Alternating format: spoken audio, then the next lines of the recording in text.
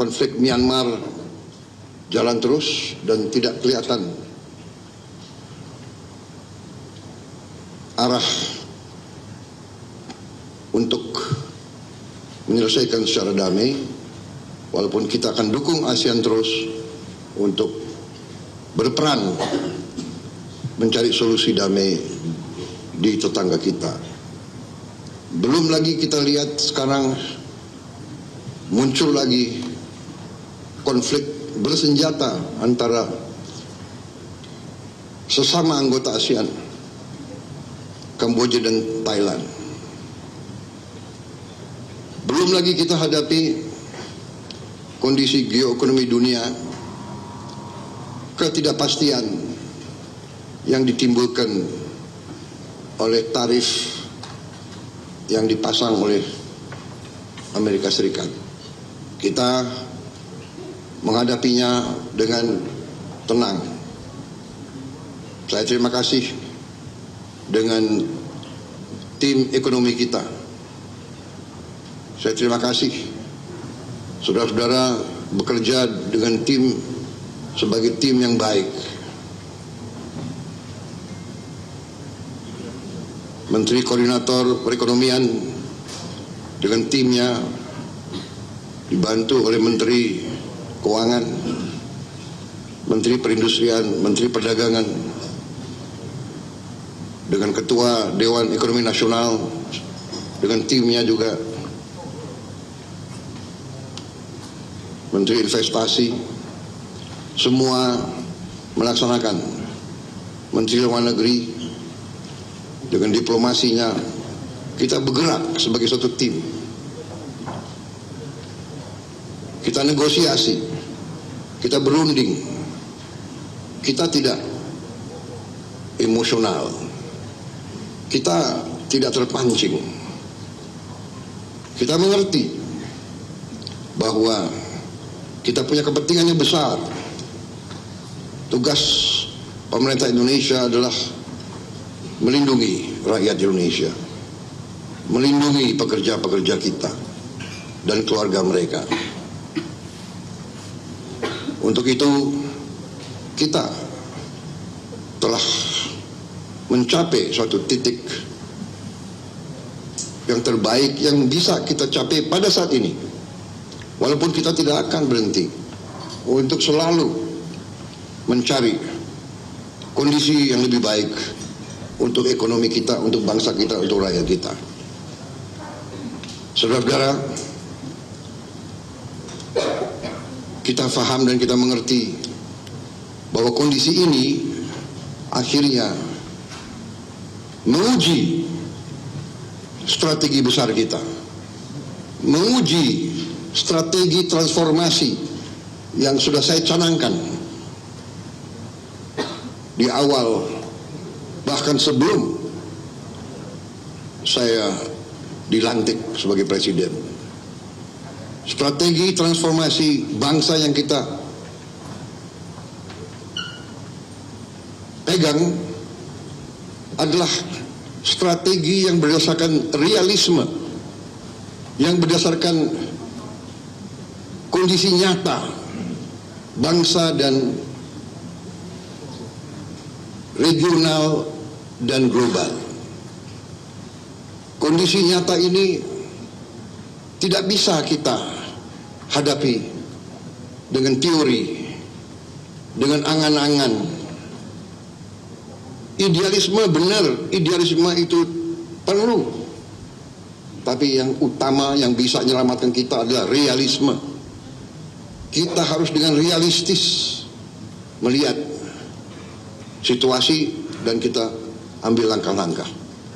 Saudara-saudara, sejak lama saya berkeyakinan bahwa apapun terjadi, bangsa kita akan aman kalau kita kuasai pangan kita. Kalau kita bisa amankan pangan kita, kita bisa jamin bahwa kita bisa beri makan kepada rakyat kita. Setiap hari, setiap minggu, setiap bulan, setiap tahun. Saya tidak pernah percaya bahwa suatu bangsa bisa merdeka kalau dia tidak bisa produksi pangannya sendiri. Tidak ada dalam sejarah manusia. It does not happen. It will not happen. Tidak ada negara yang merdeka berdaulat tanpa dia bisa produksi makannya sendiri. Karena itu, produksi pangan bagi saya adalah strategis. Selalu bangsa kita diganggu, bahkan dirusak melalui pangan. Kalau ada bangsa lain yang ingin merusak kita, dia akan merusak pangan kita. Alhamdulillah, dengan langkah-langkah yang cepat dan terus terang saja, dengan transisi yang baik antara Presiden Joko Widodo dan saya, ingin merusak kita, dia akan merusak pangan kita. Alhamdulillah, dengan langkah-langkah yang cepat dan terus terang saja, dengan transisi yang baik antara Presiden Joko Widodo dan saya, kita bisa dalam posisi sekarang, produksi pangan kita bisa saya sampaikan berada dalam kondisi yang aman dan kuat. Terima kasih kepada semua pihak yang mencapai ini. Ini juga hasil kerjasama, hasil teamwork. Menteri Pertanian dibantu oleh menteri-menteri lain, didorong oleh Menteri Keuangan, dibantu oleh TNI dan polisi, juga kejaksaan. Karena dalam ekonomi kita menghadapi pemain-pemain yang punya agenda lain daripada kita. Pemain-pemain di ekonomi ini ada yang niatnya hanya cari keuntungan sebesar-besarnya, tidak peduli rakyat kondisinya kayak apa.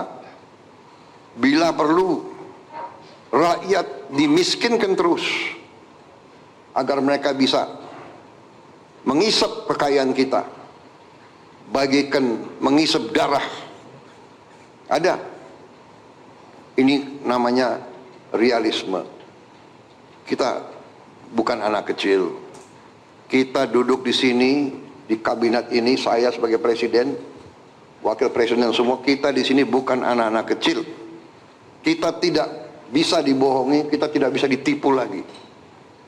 Kita ingin baik. Kita ingin beri kesempatan kepada semua. Tapi kita tidak rela rakyat Indonesia dimiskinkan terus.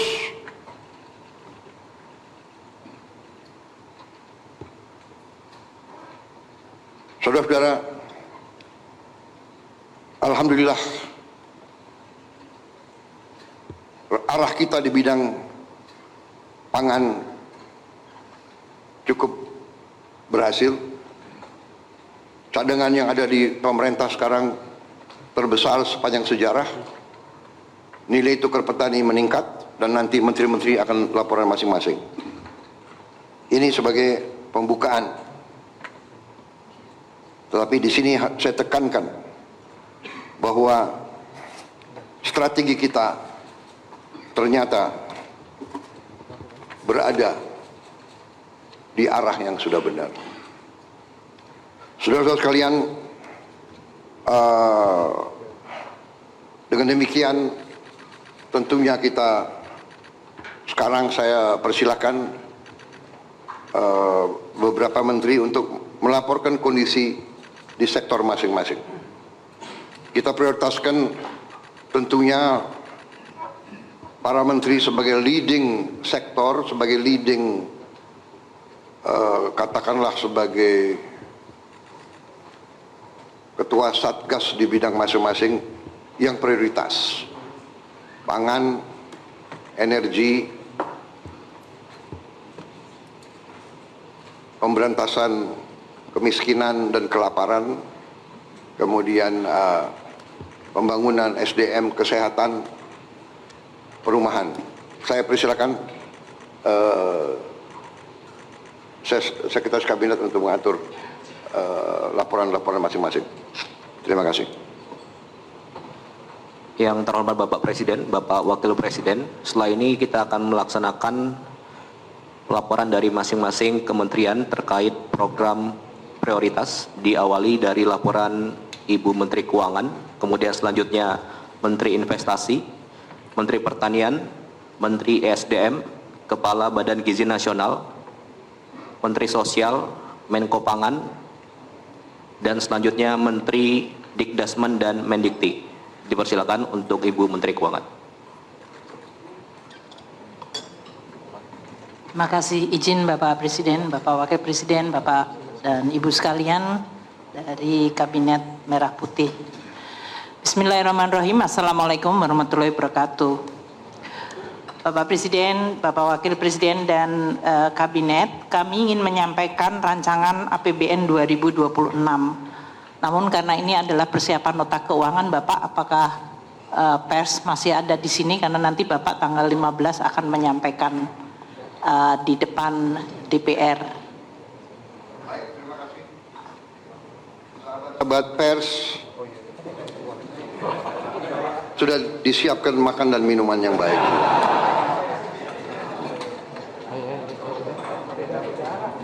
Ngusirnya secara halus, nggak mengusir.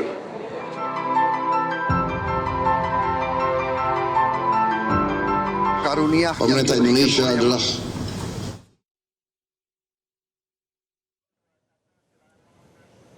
Selamat siang pemirsa, Anda menyaksikan Breaking News Metro TV. Tadi baru saja kita melihat sedikit gelaran sidang Kabinet Merah Putih yang sudah dibuka terlebih dahulu oleh Presiden Prabowo Subianto, yang seharusnya dilanjutkan oleh paparan dari sejumlah menteri yang hadir.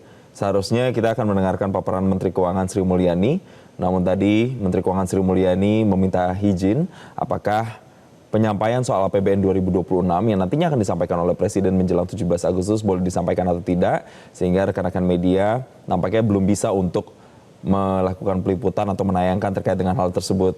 Tapi tadi beberapa hal yang sudah disampaikan oleh Presiden Prabowo Subianto menyinggung soal tim ekonom Indonesia yang sampai dengan saat ini terus berdiskusi dan terus berdiplomasi, khususnya soal tarif dengan Amerika Serikat yang tujuan besarnya adalah untuk melindungi WNI.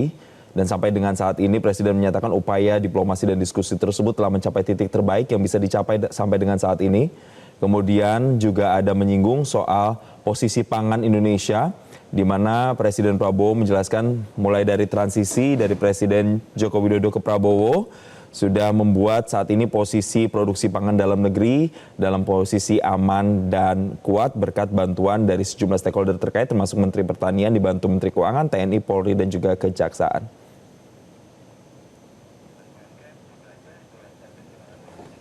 Dan pemirsa, informasi terkait dengan update apa nanti yang akan disampaikan atau hasil dari sidang Kabinet Merah Putih akan kami hadirkan dalam program Metro TV berikutnya.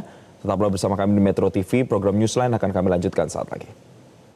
Download Metro TV Extend sekarang.